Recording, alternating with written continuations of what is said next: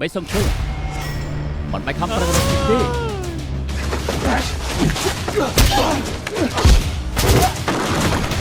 ហេបីសុំជួយឯងស្គាល់កន្លែងស្ងប់ស្ងាត់ណាទីកន្លែងសម្រាប់ខ្ញុំលាក់ខ្លួន30ថ្ងៃអ្នកភូមិនឹងមិនសង្ស័យឯងទេបើឯងធ្វើដូចជាកូនប្រុសគាត់អ្នកម៉ែកូនប្រុសម៉ែខ្ញុំធ្វើការឲ្យក្រុមបរិស្ថាននេះចេញទៅ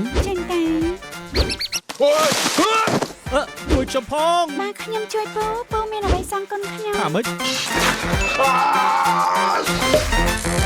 គ្រប់គ្នានឹងត្រូវស្លាប់បើទំនប់នោះសង់ឡើងលោកនឹងជួយពួកយើងទេពេលពួកគេមកសាងសង់នៅអាទិត្យនេះខ្ញុំនឹងជួយនាងដូចបរិះក្លាហានអរគុណលោកខ្លាំងណាស់ឯងធ្វើស្អីហ្នឹង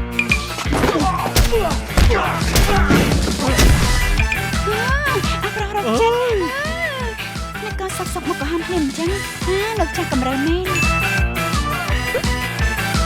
សំឈើខ្ញុំនឹងត្រូវចាប់បើហ៊ានចេញទៅពេលនេះ